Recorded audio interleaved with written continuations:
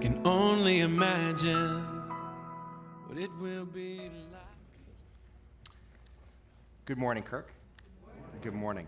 So on the first Sunday in the season of Advent, we always dip our toes into some interesting scriptural waters. We often hear little mini apocalypse stories like the one we heard read from Matthew, the unexpected hour of the returning of God. And then we often also walk through Isaiah, the prophetic word to us from that book. And we'll begin this year no differently, the second chapter of Isaiah. Hear these words of God.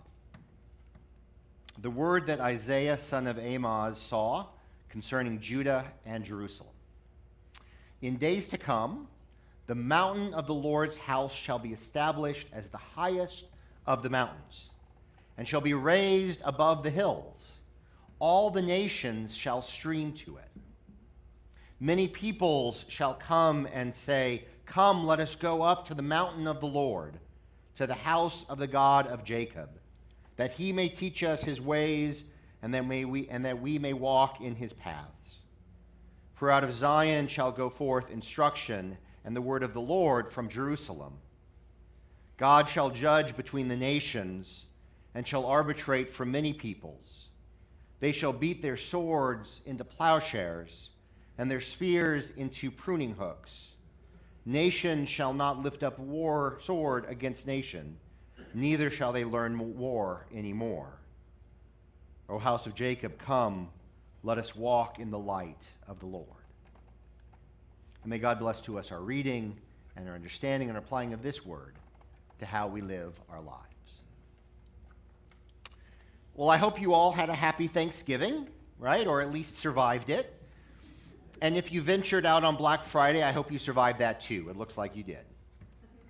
I hope that you're not already completely overwhelmed by the Christmas sales and the decorations and the holiday music, all of these things that have been roaring everywhere, it seems, since Halloween, if not before.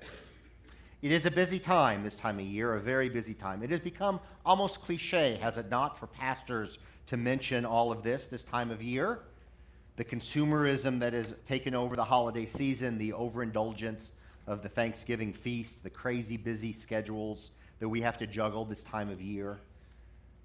Cliche, perhaps, but maybe only because it is rooted just a little bit in reality, and we need this time together to help us orient ourselves on what God is doing behind it all. The other thing that preachers tend to talk about as we turn the page on Thanksgiving and look toward December is that it's okay for you to be facing this holiday season with mixed emotions. It is a most magical season, to be sure, and I love it. Lights twinkling on the rafters and eaves all over town, greens up all over the church, and maybe even at home. We put ours up yesterday. Curling up in blankets next to a fireplace, chestnuts roasting on an open fire.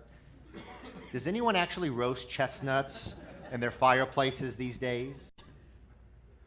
Maybe that was something that we all used to do that I just don't have any context anymore for, like wassailing or figgy pudding. I don't know. Songwriter Robert Wells, when he and Mel Torme wrote that line about roasting chestnuts for his famous holiday masterpiece, Robert Wells said that he was working on something or other in the heat of the summer, and he was miserable, right? And so in an effort to stay cool by thinking cool, quote, he grabbed a spiral pad and started thinking cool things. Chestnuts roasting, Jack Frost nipping, Yuletide carols, folks dressed up as Eskimos. Wells didn't think that he was working on a song lyric, but Mel saw that spiral pad on the piano, 4 lines written in pencil, and just like that, 40 minutes later, Torme and Wells had finished a song, which they actually called The Christmas Song. Add to that Nat King Cole's smooth voice and a last-minute addition of some string instrumentation, and we have maybe the most mood-setting of all the holiday favorites. The song begins, "All through the year we waited through spring and fall, to hear silver bells ringing, see wintertime bringing the happiest season of all. And we wonder where we get the expectation that we will be happy and joyful this time of year. It's right there in the Christmas song, the happiest season of all. Truth is, this is a very emotional time for many of us. Even as there are beautiful moments to be shared, right? Twinkling lights to enjoy, parties to attend with people we actually like to be with, quiet moments at night before turning in, before the glow of the Christmas tree in your living room, and celebration that eggnog has finally returned to the shelves of the grocery store. But we each have our own storylines from year to year.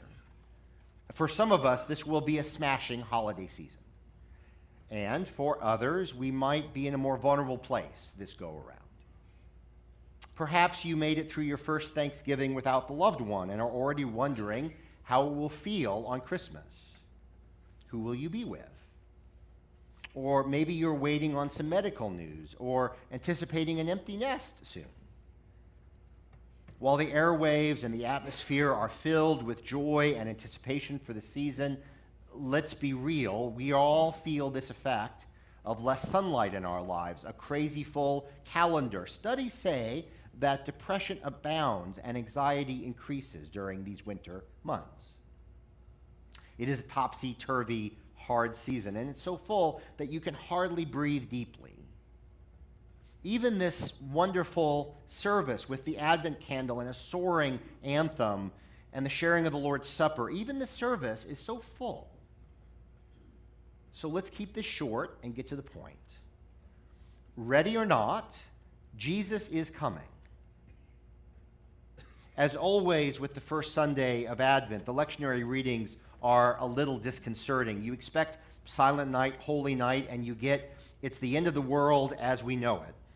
That's your once-a-year REM reference, by the way, if you're keeping track. You want heavenly peace, you get earth and heaven all in pieces, swept aside and left behind. First, we read Isaiah. In days to come, says the prophet, the mountain of the Lord's home shall be established. God will judge, arbitrate. Nations will beat swords into plowshares, spears into pruning hooks, meaning they'll stop fighting and start cultivating good food to eat. Nations shall not learn war anymore. I mean, that's the prophet Isaiah looking around and stressing about the tensions of his day. Isaiah has no time or tolerance for people who try to sugarcoat what's going on. Everything is normal, nothing to see here. Isaiah is looking out at the last days of the kings of Judah, the reigns of Uzziah and Jotham and Ahaz and Hezekiah, with this mixture of forlorn worry and steadfast confidence that something new is afoot. Do you see it, says the prophet? The day is coming when all will be made right again. Peace is coming, but it's not here yet. Hope it will come soon. Fair enough, that sounds kind of Advent-y. But then we hear from Matthew, not the first chapter, the birth story. No, not yet. But these words from Jesus about anticipation with encouragement to watch and wait and to keep alert. And the context of this passage in Matthew is the day before Jesus is betrayed and captured. I mean, this reading seems better suited for Holy Week, leading up to the crucifixion, and we get it here on the first Sunday in Advent. And yet, anytime God comes or shows herself, things get shaken up. Whether we're ready or not, birth and death, even when expected, come as quite a surprise. It changes your world. T.S. Eliot, in his poem, The Journey of the Magi, has one of the wise men express his shakiness after seeing the baby Jesus. We return to our places, these kingdoms, but no longer in ease here in the old dispensation, with alien people clutching their gods. I should be glad of another death.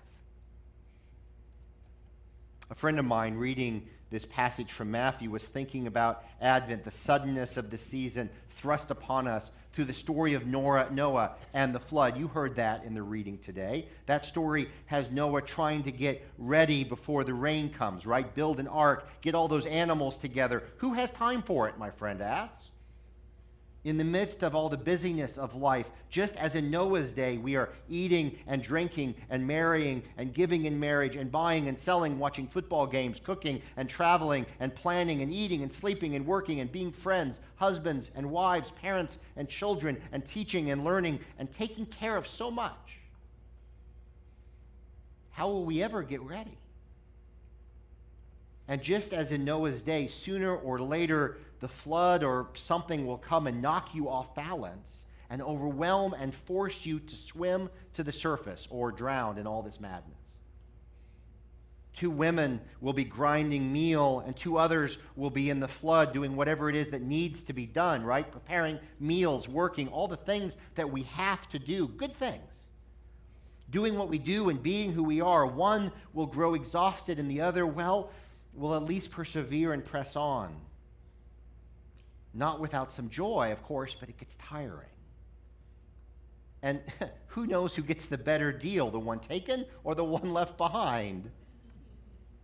And what about self-care this Advent, taking time to concern yourself with your own house, your own body? Half the time I'm too tired to care who's going to break into my house. Come on in, take it all. Then I don't have to worry about all that stuff. And the call to have spiritual time this Advent, it's just one more thing to do. And yet, into the madness, into your madness, into your attempts at controlling all of it, Jesus comes. Any way it happens, Jesus comes. I think God knows all of this. It doesn't matter if you're prepared or not. Jesus comes. It doesn't matter if you're tired or not. God is going to do what God is going to do. It doesn't matter if you have lots of presents or none at all. Didn't get Uncle Richard that gift in time. Doesn't matter. Jesus is coming. Depressed or happy, sick or well, Jesus comes. Perhaps this thought alone, that it's not up to you, that God will come when God will come, perhaps this will give you pause. Perhaps that alone will help you take a deep breath this first day of December and lift your eyes to see some beautiful ornament or detect the smell of pine or hear "O Holy Night" again for the first time. Ring the bell that can be rung and light the candle that can be lit. Prepare what you can prepare in your own good time, whether you have a moment or not. Jesus comes. God cannot be kept out. I hope that floods over us in the best possible sense of that word. It is good that on this first Sunday of Advent we worship together, whether we're ready for it or not. We will have communion together, whether or not this service feels too long and we have to get on to the next thing. Don't worry, Chiefs are on at 3:15.